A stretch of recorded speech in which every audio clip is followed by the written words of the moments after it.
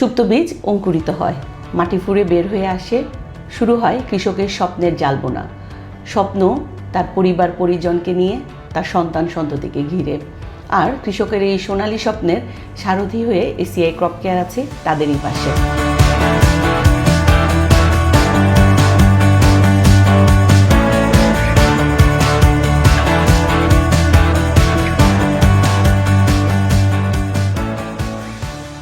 প্রিয় দর্শক, কৃষক ও কৃষাণী ভাই বোনেরা, আসসালামু আলাইকুম।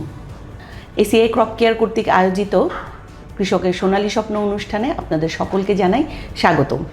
আমরা এই অনুষ্ঠানে সাধারণত সমসাময়িক সময়ের ফসলের চাষাবাদ এবং এই চাষাবাদ করতে যে সমস্যাগুলোর সম্মুখীন হয় এই ধরনের বিষয়গুলো নিয়ে আলোচনা করে থাকি।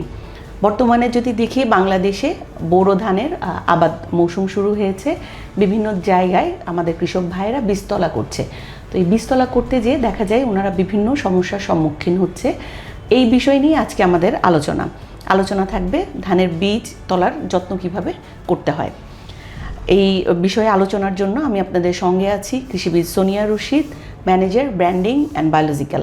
এবং আজকে গুরুত্বপূর্ণ বিষয়ে আলোচনা করার জন্য এবং পরামর্শ দেওয়ার জন্য আমাদের সাথে উপস্থিত আছেন জনাব Subir Chowdhury, deputy director RANPD ACI crop care.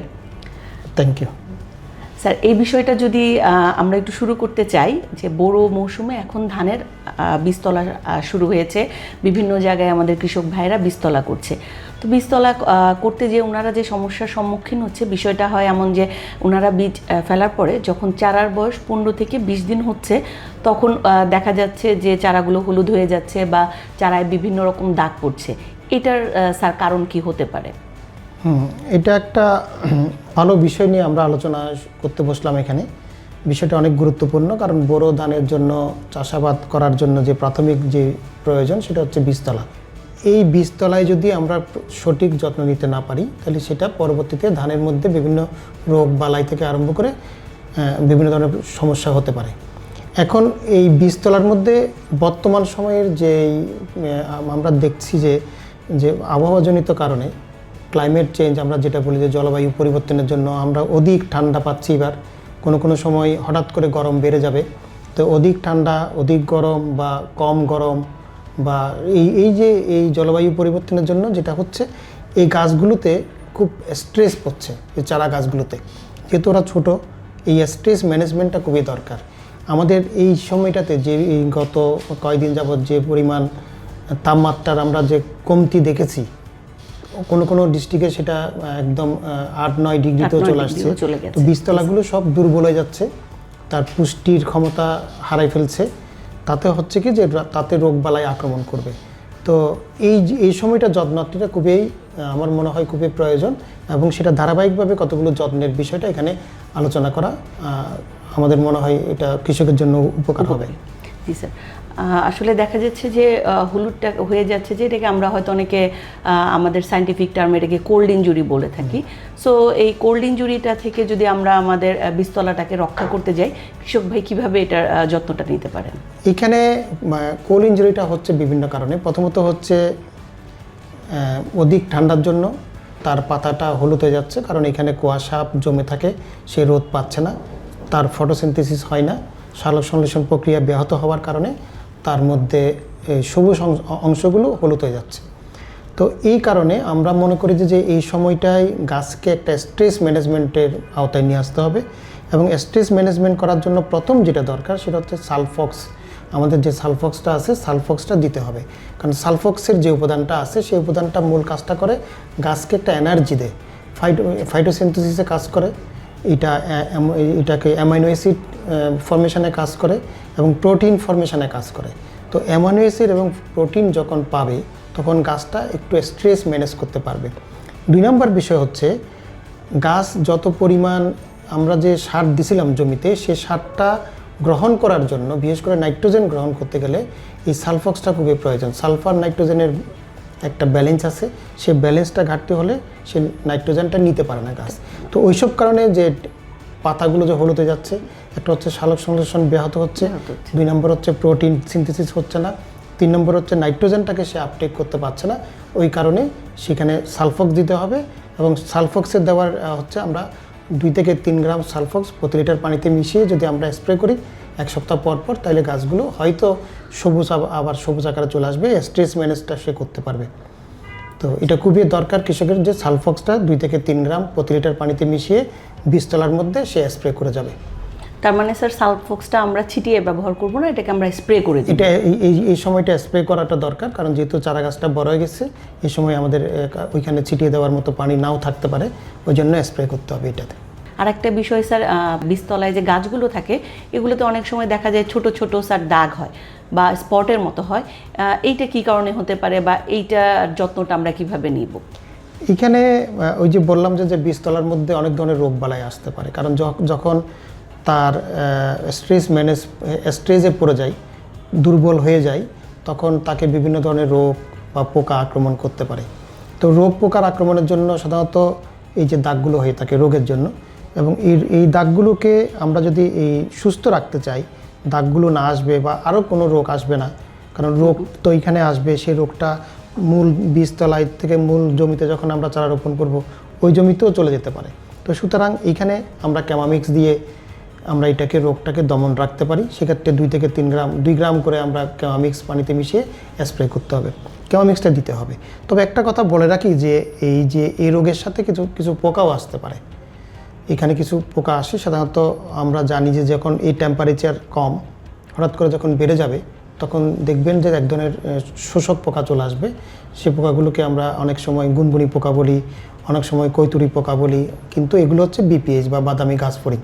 তো এগুলো দমনের জন্য আমাদের যে পণ্যটা আছে সেটা হচ্ছে পাইরাজিন দিতে হবে। এখানে পাইরাজিন মানে আধা গ্রাম করে প্রতি লিটার পানিতে মিশিয়ে স্প্রে করতে হবে।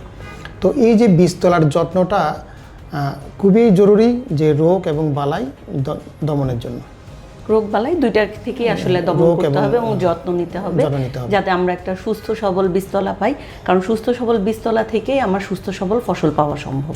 আরেকটা প্রশ্ন স্যার, এখানে যখন আমরা বীজতলা থেকে মূল জমিতে চারাটা রোপণ করছি, এটা একটা শক পাচ্ছে বা ট্রান্সপ্লান্টিং শক যেটাকে আমরা বলি, বা দেখা যায় যে গাছগুলো একটু নেতিয়ে পড়ে বীজতলা থেকে মূল জমিতে গেলে, বা অনেক সময় ঝিমিয়ে থাকে, ঠিকমতো শিকড় ছাড়ে না। এই ক্ষেত্রে কি স্যার এই বীজতলায় আমরা কোনো আগাম যত্ন নিব? নিশ্চয়ই। যে এতক্ষণ যেটা বললাম সেটা হচ্ছে বীজতলার যে বিভিন্ন রোগ পোকা বা পাতা হলুদ হলে কী করতে হবে সেটা নিয়ে, কিন্তু যে জিনিসটা খুবই দরকার, যে একটা গাছের বিভিন্ন ধরনের হরমোন আছে, এই হরমোনগুলোতে যাতে ঘাটতি না হয়, এই জন্য আমাদের একটা পণ্য আছে ফ্লোরাটা দিতে হবে সময় সময়। সেই ফ্লোরাটা দিলে পরে কী হবে, যে গাছের বিভিন্ন যে হরমোন থাকে, সে হরমোনটাকে সে ব্যালেন্স আকারে সে আস্তে আস্তে সিক্রেশন করবে। তাহলে যখন যে হরমোনটা দরকার, সাইটোকিনিন কখন দরকার, জিবেরিন কখন দরকার, এইভাবে করে সে একটা হরমোনটাকে সে রিলিজ করবে। এবং হরমোন যখন রিলিজ করবে তার একটা রোগ প্রতিরোধ ক্ষমতা বাড়বে, 1 নম্বর। 2 নম্বর হচ্ছে তার অনেক অধিক শিকড় বাড়বে চারা অবস্থায়। চারা গাছের এই শিকড়টা যদি বাড়ে, সে অনেক ধরনের নিউট্রিয়েন্ট বা পুষ্টি উপাদান সে মাটি থেকে সংগ্রহ করতে পারবে। এবং যখন এই জমির থেকে মূল জমিতে আমরা নিয়ে যাব ওই চারা গাছটাকে, সে তখন অধিক শিকড় হয়ে ওই মূল জমিতে যেতে পারে। এখন এই শিকড়গুলো যাতে আমরা এক জায়গার থেকে তো বীজতলা থেকে চারা গাছগুলো তুলবো এবং অন্য জায়গায় রোপণ করব, যত বেশি শিকড় থাকবে এবং শিকড়গুলো যদি সুস্থ থাকে, সবল থাকে, তাহলে মূল জমিতে গিয়ে সে ওইখান থেকেও সহজে খাবার নিতে হবে। এভাবে করে দিলে পরে সুস্থ সবল চারা পাবে এবং মূল জমিতে গিয়ে ফসল উৎপাদনের সেই কাঙ্ক্ষিত লক্ষ্য অর্জন করতে পারবে। স্যার আপনাকে ধন্যবাদ। আপনি একদম শুরু থেকে শেষ পর্যন্ত একটা ধানের বীজতলার যত্ন কিভাবে নিতে হয় এটা খুব সুন্দর করে বুঝিয়ে বললেন। আমি আশা করব আমাদের এই অনুষ্ঠানের মাধ্যমে আমাদের কৃষক ভাইরা উপকৃত হবেন। আমি যদি খুব সংক্ষেপে আবার একটু সংক্ষেপে বলে দিই যে বীজতলার যত্নটা কিভাবে নিতে হয়। প্রথমেই আমরা হচ্ছে চারার যত্নে পাতা হলুদ হওয়ার জন্য ব্যবহার করব সালফক্স 2 থেকে 3 গ্রাম প্রতি লিটার পানিতে, এবং পুরো বীজতলা ভিজিয়ে ভালোভাবে স্প্রে করে দিব। এটা কোল্ড ইনজুরি থেকে রক্ষা করবে এবং হলুদ হয়ে যাওয়া থেকে আমাদেরকে সুরক্ষা দিবে। এবং পাতার দাগ এবং বিভিন্ন ধরনের জীবাণুর জন্য আমরা ব্যবহার করব ক্যামামিক্স। এটাও আমাদেরকে 2 থেকে 3 গ্রাম প্রতি লিটার পানিতে মিশিয়ে ভালোভাবে স্প্রে করে দিতে হবে। এবং পোকা, ঘাসফড়িং এই ধরনের আক্রমণ দেখা যায় বীজতলায়, সেই ক্ষেত্রে আমরা ব্যবহার করব পাইরাজিন 0.5 গ্রাম প্রতি লিটার পানিতে। এবং চারার সুস্থ সবল রাখার জন্য এবং ট্রান্সপ্লান্টিং শক থেকে যাতে পরবর্তীতে আমরা চারাগুলোকে রক্ষা করতে পারি এবং অধিক শিকড় দিয়ে এটা সহজেই খাবার গ্রহণ করতে পারে। এই জন্য আমরা ব্যবহার করব ফ্লোরা। 2 থেকে 3 মিলি প্রতি লিটার পানিতে মিশিয়ে মূল জমিতে রোপণের ঠিক 7 দিন পূর্বে আমরা ভালোভাবে জমি স্প্রে করে দিব। এইভাবেই আমরা একটা বীজতলার যত্ন নিতে পারবো এবং এই বীজতলা থেকে চারাগুলো যখন আমরা মূল জমিতে রোপণ করব, এখান থেকে একটা সঠিক ফলন পাওয়া সম্ভব। দর্শক, দেখা হবে আমাদের পরবর্তী অনুষ্ঠানে, যেখানে আমরা আলোচনা করব ধান চাষের অন্য কোনো গুরুত্বপূর্ণ সমস্যা এবং এর সমাধান নিয়ে। ততদিন পর্যন্ত চোখ রাখুন আমাদের ACI crop care Facebook page এবং ইউটিউব চ্যানেলে, যেখানে আপনারা পেতে থাকেন নিয়মিত আপডেট এবং ফসলের সমস্যার সমাধান। প্রিয় কৃষক ভাইরা, বালাইনাশক ব্যবহারের পূর্বে অবশ্যই সুরক্ষা বস্ত্র পরিধান করুন, ধূমপান ও খাদ্যদ্রব্য গ্রহণ থেকে বিরত থাকুন। ব্যবহৃত স্প্রে মেশিনটি ডোবা, নালা, পুকুর যত্রতত্র ধোয়া থেকে বিরত থাকুন।